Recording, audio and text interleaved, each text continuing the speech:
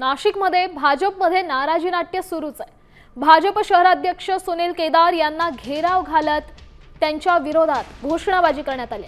निष्ठावंत कार्यकर्त्यांना उमेदवारी न मिळाल्यामुळे भाजप कार्यकर्ते पुन्हा एकदा आक्रमक झाले। नाशिक रोड भागात सुनील केदार एका कार्यक्रमाला गेलेले असताना त्यांना घेराव घातला गेला। केदार यांच्या विरोधात जोरदार घोषणाबाजी करण्यात आली। कार्यकर्त्यांचा रोष पाहून सुनील केदार यांनी काढता पायच घेतला।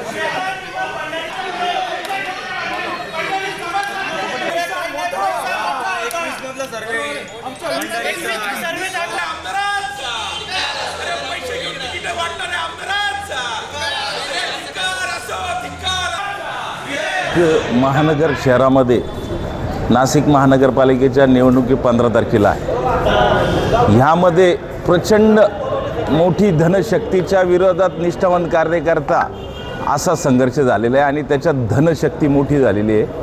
आजी माजी आमदारांनी ह्या ठिकाणी पैसे घेऊन तिकीट दिलेले असा वैयक्तिक माझा सचिन हांडगे म्हणून आरोप आहे। गेल्या 30 वर्षापासून भारतीय जनता पक्षाचं मी निष्ठावंत कार्यकर्ता आहे। ह्या ठिकाणी माझ्या आई मातोश्री मीरा बबन हांडगे ह्या स्वतः गेल्या 9 वर्षापासून नगरसेविका होत्या।